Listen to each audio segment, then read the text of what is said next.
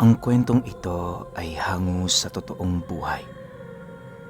Karanasan ito ni Ollie. Taong 1966, Rosario, Northern Samar.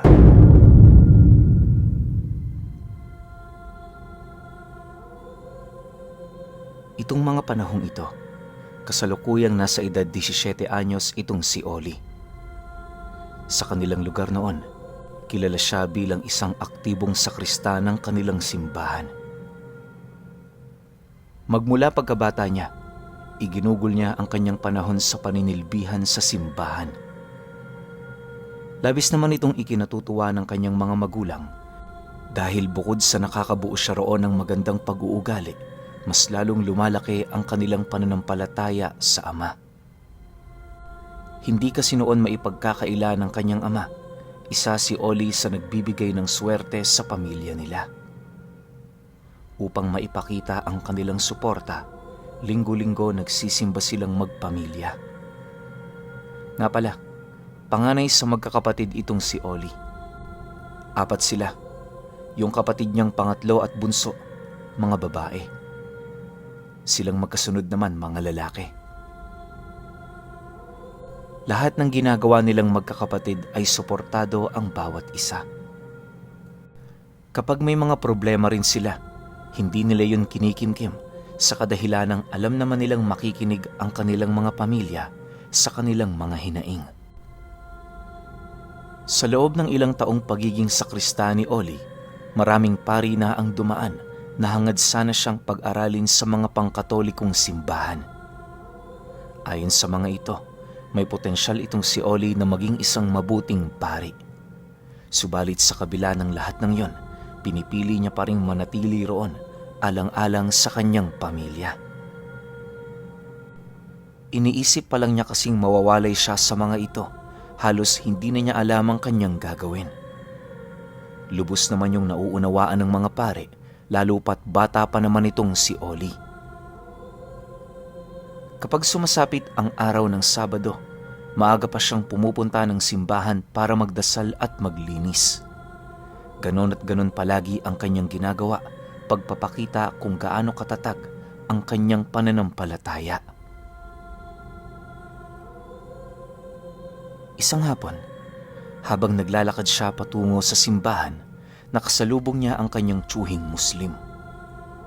Pagtitigan nilang dalawa, pilit naman yung iniwasan ni Ollie, buhat sa magkaiba nga sila ng pananampalataya.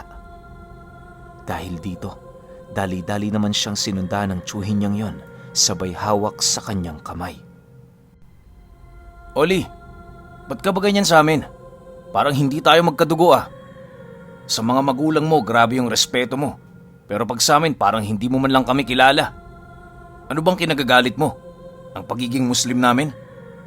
"Makinig ka, Ollie. Iba lang ang pangalan ng mga Diyos natin, pero iisa lang sila. Walang saysay na magalit ka sa mga taong ibang pinaniniwalaan. Tapos na ang panahon ng mga praile, pero ang pamamaraan mo, parang wala pa ring nagbago." Galit na wika ng tiyuhin niya sa kanya. Nang marinig naman ni Ollie ang sinabi nito, para bang nahimasmasan siya. Hindi niya mawari pero pakiramdam niya mali talaga ang kanyang ginagawa. Dahil dito, agad naman siyang humingi ng tawad sa tiyuhin niyang yon at kasabay nito ang mabilis niya ritong pagpapaalam buhat sa marami pa siyang gagawin sa simbahan. Bago niya tuluyang nilisan ang kinaroroonan nito, inabisuhan siya nitong bumisita sa bahay nito kinabukasan. Siguraduhin niya ring pupunta siya, lalo pat bibigyan nito ng abiso ang mga lolo niyang Muslim. Pagkarinig naman ni Ollie sa sinabi nito, tumango lang naman siya habang sumasagot doon ng, "Sige ho, tiyo. Makakaasa ho kayong pupunta ko." Makalipas ang araw na yon, pagkatapos ng simba, maaga pang umalis sa kumbento itong si Ollie para tumungo sa bahay ng tiyuhin niya. Bago siya umalis sa kanilang tahanan, Sinigurado niya munang nakapagpaalam siya sa kanyang mga magulang nang sa gayoy hindi ito mag-alala. Pagkaraan ng ilang minutong paglalakad, narating na nga niya ang tahanan nito. Pagsilay ni Ollie sa kanyang mga lolo, dali-dali naman siya roong lumapit para magbisa. Ayon dito, kaya nila yun pinatawag, gawa ng nais nilang ipakita rito ang isa sa mga ritual ng kanilang angkan. Naniniwala ang tiyuhin niya na sa pamamagitan ng ritual na yon, maaalis sa isipan ni Ollie ang pagkakaroon ng pagbuklod pagdating sa pananampalataya. Habang hindi pa gaanong sumasapit ang hapon, inabisuhan naman siya nitong umuwi para magpaalam na doon siya matutulog. Ayon sa tiyuhin niya, kinakailangan nilang hintayin ang paglalim ng gabi para maisakatuparan ang ritual. May mga alay kasi sila roong papatayin na hindi maaaring masinagan ng araw. Matapos namang marinig ni Ollie ang mga sinabi nito, agad naman siya roong umalis kasama ang pinsan niyang kaedad lang din niya. Dahil sa malakas ang tiyuhin niyang yon sa kanyang ama, kung kaya't wala naman siyang narinig na pagtutol sa nais mangyari ng tiyuhin niya. Pagtungtong ng 3:00, nakabalik na nga sila sa tahanan nito kung saan nadatnan nila yung nananalangin sa loob. Bilang respeto, hindi na sinubukan pang pumasok ni Ollie sa loob ng bahay nito nang sa gayoy hindi niya yon maistorbo. Makalipas lamang ang ilang minutong paghihintay, lumabas ang kanyang mga lolo kasama ang mga tiyuhin niya. Paglapit nito sa kanya, niyaya siya nitong kumain ng hapunan nang sa gayoy makapaghanda sila sa nalalapit na ritual. Sa pagsapit ng gabi, matyagang naghihintay si Ollie sa gagawin ng mga ito. Maya-maya pa, pagtungtong ng 10:00 ng gabi, inabisuhan siya ng kanyang tiyuhin na sumunod sa kanila. Bitbit ang 8 sako, walang kaide-ideya itong si Ollie sa nilalaman nito. Pagkaraan lamang ng ilang minutong paglalakad, nadapo sila sa kakahuyan kung saan merong isang maliit na patag na lugar, di kalayuan dito. Pagdating nila sa lugar na yon, laking gulat na lamang niya nang tumambad sa kanya ang 8 taong nakasilid sa mga sakong yon. Noong una, inakala niyang mga mamamatay tao ang mga tiyuhin niya, pero sa pagpapatuloy ng kanyang pagmamasid, doon niya napansin ang kakaibang wangis ng mga taong inilabas mula sa sako.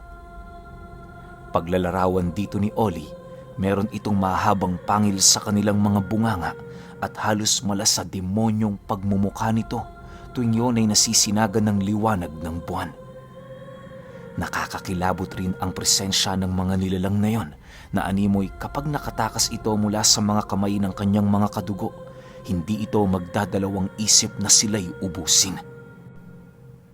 Dagdag pa ni Ollie, nakakapanindig balahibo rin ang mga daliri ng nilalang na yon dahil sa hindi pangkaraniwang haba nito. Matapos niyang pagmasdan ng mga nilalang, niyaya naman siya ng tiyuhin niya na lumapit sa isa sa mga ito. Tingnan mo silang maigi, pamangkin. Ang mga nilalang na yan, ang kalaban rin ng mga paring pinaniniwalaan mo. Hindi ba't kapag ang dalawang grupong magkakaiba sa pananampalataya at iisa lang rin ang kalaban ay magkaibigan? Pag-isipan mo ito ng mabuti. Naniniwala ako sa iyo na nauunawaan mo ang aking mga sinasabi. Wika ng tiyuhin niya. Matapos nitong makapagsalita, agad naman nilang nilapitan ang isang nilalang kung saan doon din niya napansin ang pagpapatalas ng mga kasama nila ng kahoy gamit-gamit ang apoy. Pagkaraan ng 1 oras, napatalim na nga ng mga ito ang kanilang mga armas. Bago nila itarak yon sa mga nilalang, lahat sila nagsisigawan ukol sa kadakilaan ni Allah. Maya-maya pa, nang makabigkas na sila ng mga iilang mga engkantasyon, buong puwersa nila yung pinagpapapatay na siyang naging sanhi upang umatungal ang mga nilalang habang dahan-dahang nawawala ng buhay. Hindi naglaon nang masipat nilang naagnas na ang mga ito, agad naman nila yung ibinalik sa sako para ipasabay sa agos ng ilog.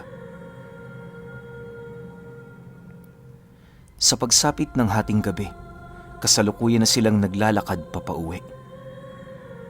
Habang binabagtas nila ang daan, inilahad ng tiyuhin niya na kung hangad niyang tunay na makasilbi sa Panginoon, kinakailangan niyang maging mandirigma nito. Hindi lang sa salita, bagkus ay sa gawa.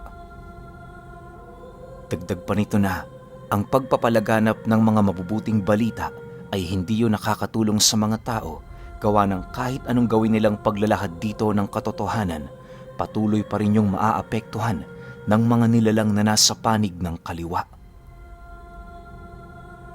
Upang tuluyang masugpo ang kasamaan, kinakailangan nilang sugpuin ang lahat ng ugat na pinagmumulan nito.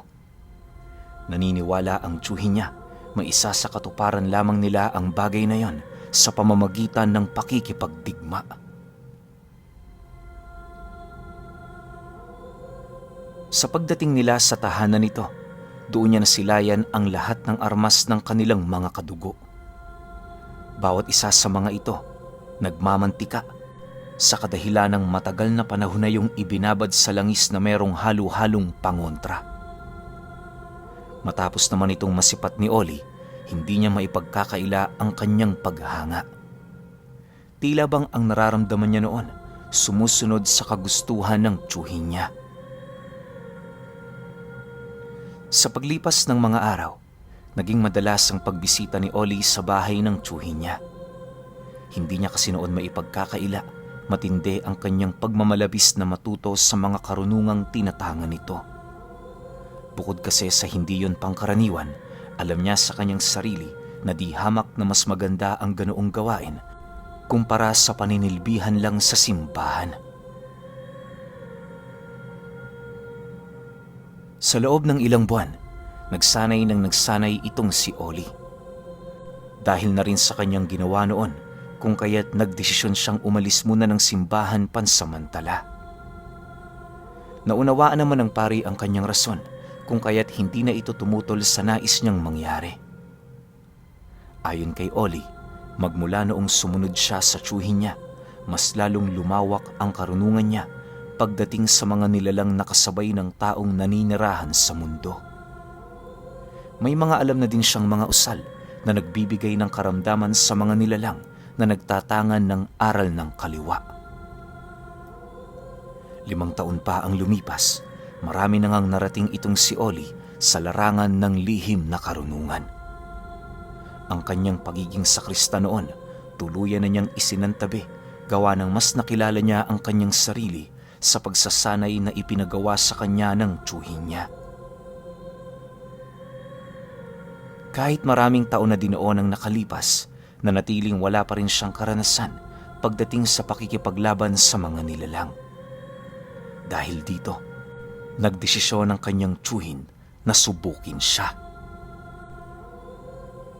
Sa pagsapit ng linggo ng Semana Santa, mas lalong naging matindi ang kanilang paghahanda. Ayon kasi sa kanyang tiyuhin, meron silang pupuntahang isang lugar na pinangingilagan ng karamihang albularyo. Ang lugar na yon ay pinamamahalaan ng isang mangkukulam kung saan ang mga alipin nito ay purong mga aswang. Taliwas sa pangkaraniwang mangkukulam na alam nila Oli, bukod tangi ang nilalang na yon. Ayon sa kumakalat na sabi-sabi ukol dito, napakamakapangyarihan ng nilalang na yon. Buong buhay nito hindi pa yon natatalo. Marami na rin itong naaliping albularyo buhat sa hindi pa matukoy na kakayahan. Sinasabi ng iilang matatandang may kaugnayan sa kanyang mga lolo, ang kakayahan ng mangkukulam na yon ay habiin ang realidad sa kanyang nais. Kapag kaharap mo ito, lahat ng pandama mo kusang mag-iiba. Tipong yung paningin mo, hindi mo mapagkakatiwalaan maging ang iyong pakikinig. Kaya rin itong umatake sa anumang paraan na maisip nitong gawin. Kapag kaharap mo rin ito, hindi mo mawawari kung alin ang totoo sa hindi. Naniniwala rin ang tiyuhin niya, isa sa mga dahilan kung bakit purong mga alagad lang nito ang pinapakawalan nito tuwing mahal na araw ay dahil sa kapag nakalabas yun sa kanyang teritoryo, hindi na nito magagawa pang gamitin ang kabuuan ng kanyang lakas. Tuso at matindi kung mag-ingat ang nilalang na yon, kung kaya't sa ilang taong pamamayagpag nito, hindi yun basta-bastang natatalo. Upang maiwasang mabuwis ng buhay ng karamihan sa kanila, tanging ang tiyuhin niya at siya ang naatasang gumawa ng misyon. Sa kanilang lahat kasi, sila lamang ang may bukod tanging kakayahan kung saan malakas ang paniniwala nila na kayang-kaya nilang labanan ang mangkukulam. Matapos naman itong mapag-alaman ni Oli, ni ikatiting na pagtutol sa kanilang misyon wala siyang ipinakita. Para sa kanya, ang misyong yon ay magbibigay ng malaking kaginhawaan para sa kanila. Bago nila nilisan ang kanilang lugar, binigyan siya ng pamanang kris na merong kakaibang disenyong paalon na talim. Ang hawakan nito ay parang ulo ng ahas kung saan ayon sa lolo niyang nagbigay nito, meron yung doong nakabaong mutya. Naniniwala rin ito na ang mutyang yon ang magpoprotekta kay Oli sa harap ng panganib. Matapos naman niyang makuha ang ibinigay sa kanyang sandata, taimtim naman siyang nanalangin kay Allah at Yahweh. Kinailangan niya yon para sa karagdagang proteksyon. Kinahapunan noong mismong araw na yon, naglakbay na sila ng tiyuhin niya bitbit ang kanilang mga sandata. Bawat isa sa kanila kargado ng mutya mula ulo hanggang paa. Lahat din ng karunungan ng kanilang pamilya ay kasalukuyan nilang dinadala. Sa halos ilang oras nilang paglalakbay, nakasilay sila ng isang bundok na kahit gabi na pinalilibutan pa rin yun ng makakapal na ulap. Pagsilay nila sa tuktok nito, doon nila nasilayan ang pagsili para ng malalaking paniki, hudyat na doon na nga naninirahan ang mangkukulam. Walang sabi-sabi, agad naman silang nagtago sa kakahuyan habang binabagtas ang daan paakyat dito. Sa kanilang paglalakad, marami silang bagat at panliligaw na nakaharap, ngunit hindi sila nito nagawang mapigilan. Pagtungtong ng hating gabi, doon tumambad sa kanila ang bahay ng mangkukulam kung saan nasipat nila sa labas nito ang matandang babaeng nakaupo sa isang tumba-tumbang bangko. Sa estado ng aksyon nito, ramdam nila Oli na nagawa na sila nitong maramdaman bago pa man sila makalapit sa lugar. Sa pagpapatuloy ng kanilang pagmamasid, kitang-kita nila kung papaano sila nito senyasan na parabang kahit anong gawin nilang pagkukubli, hindi nila matatakasan ang mga nanlilisik nitong paningin. Dahil dito, wala na nga silang nagawa kundi ang lumabas mula sa kanilang pinagkukublian. Pagsilay naman sa kanila ng mangkukulam, humagikik lang naman ito habang inilalahad sa kanila ang tungkol sa kapangasan nilang pumunta roon sa kalaliman ng paghahari ng dilim. Ayon sa nilalang na yon, maaaring hindi nila alam na dalawa ang kahihinatnan ng kanilang kapangasan. Dagdag pa nito na labis nitong kinamumuhian ang mga taong nagkaroon lang ng konting kaalaman at wala nang takot sa mga katulad nilang nilalang na matagal nang naghari sa ganoong larangan. Matapos naman itong marinig nila Oli, nanatili lang naman siyang tahimik habang nagmamasid. Maya-maya pa, doon na naglakas loob ang tiyuhin niya na sumagot dito ng, "Hindi kami pupunta rito nang hindi nakahanda. Anong akala mo sa amin? Mga baguhan lang na naligaw sa bundok?" Nang marinig naman ng mangkukulam ang sinabi ng tiyuhin niya, bigla naman yung umangil at kasabay nito ang dahan-dahan nitong pagtayo. Pagsilay nilang taimtim nang nag-uusal ang matanda, agad naman nilang itinali ang mga dala nilang telang pula sa kanilang mga noo. Dahan-dahan din silang dumistansya sa bawat isa nang sa gayoy hindi sila mapaglaban ng mangkukulam sa oras na hawiin na nito ang realidad. Dahil sa kanilang ginawa noon, labis-labis naman ang tuwang nararamdaman ng kanilang kalaban. Hindi naglaon Nang mapansin ni Ollie ang pagkawala ng maraming puno sa paligid, doon na niya dahan-dahang ipinikit ang kanyang mga mata habang taimtim na nag-uusal. Pagramdam niyang kumain na ng mga pakaing dasalang taglay niyang mutya, dali-dali naman niyang dinukot ang kanyang habay, sabay kagat sa mutyang nakatali rito. Ang mutyang kinagat noon ni Ollie ay ang mutya ng kuko ng uwak, kung saan yon ang nagbibigay sa kanya ng hindi pangkaraniwang pandama. Dahil sa kanyang ginawa, kahit nakapikit siya, tukoy niya kung saan ang kinaroroonan ng tiyuhin niya, maging ang mangkukulam. Pagramdam niyang sumugod na ang nilalang, agad naman siyang tumakbo sa likurang bahagi nito habang patuloy na nag-uusal. Hindi naging madali para sa kanya na magawa ang kanilang mga plano buhat sa maraming nilalang ang nangingialam sa kanilang paglalaban. Lahat ng nilalang na naroon sa lugar, purong panig sa mangkukulam. Makalipas pa ang ilang minutong pakikipaglaban dito, naramdaman naman ni Ollie ang dahan-dahang pagbaba ng impluwensya ng mangkukulam. Dahil sa kanyang naramdaman, agad naman niyang ibinaba ang piring sa kanyang mga mata, kung saan doon tumambad sa kanya ang matandang naglalakad papalapit sa tiyuhin niya. Sa bawat hakbang na ginagawa nito, kitang-kita niya ang napakaraming kaluluwang pumapaikot sa nilalang na yon. Paglapit nito sa kanyang tiyuhin, bigla namang nanlaki ang kanyang mga mata matapos niyang masipat ang matatalas nitong kuko na bigla na lamang tumarak sa balikat nito. Sinubukan pa yung labanan ng tiyuhin niya pero masyadong makapangyarihan ang nilalang na yon. Hindi naglaon, dahan-dahan na yung napaluhod habang pilit pa ring pinipigilan ang pag-atake ng mangkukulam. Huwag ka nang magmatigas. Mamamatay ka lang din naman eh. Wala kang dapat ipag-alala. Isusunod ko itong kasama mo.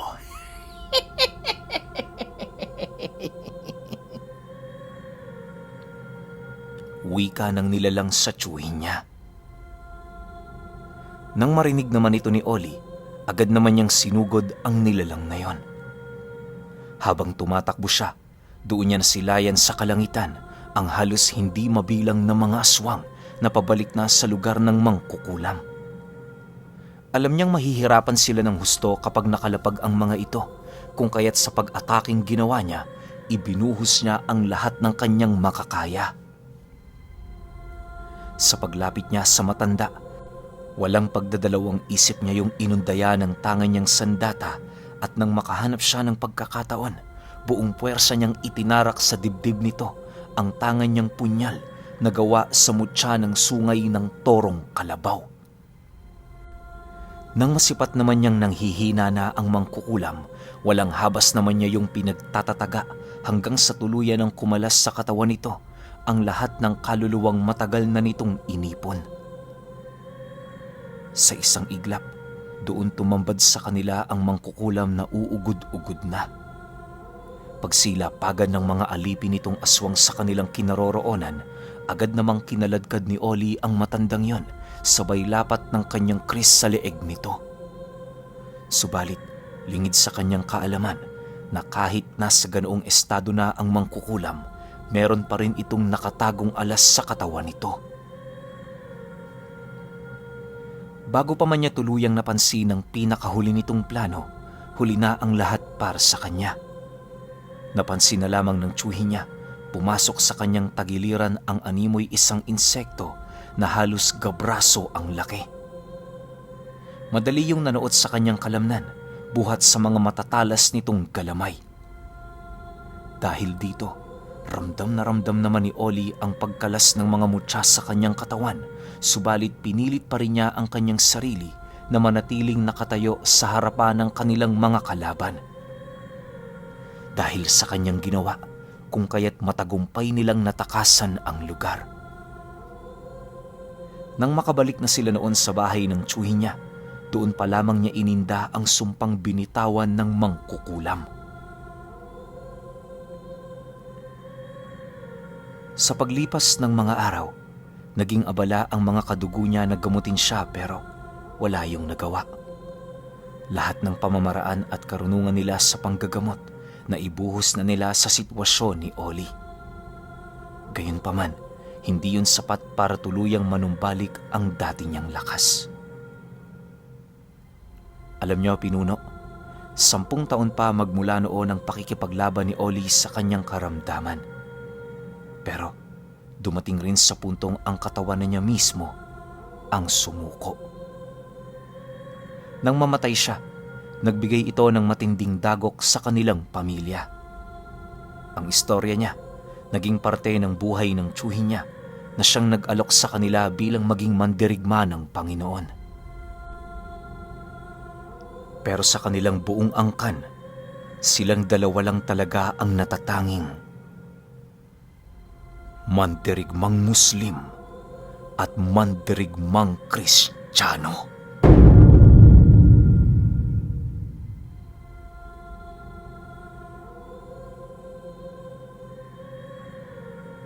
Okay, opinyon ko sa kwento. Medyo nakakalungkot lang, no? Kasi akala ko series to. Tapos itong tiyuhin ni Oli, yun nga yung Muslim.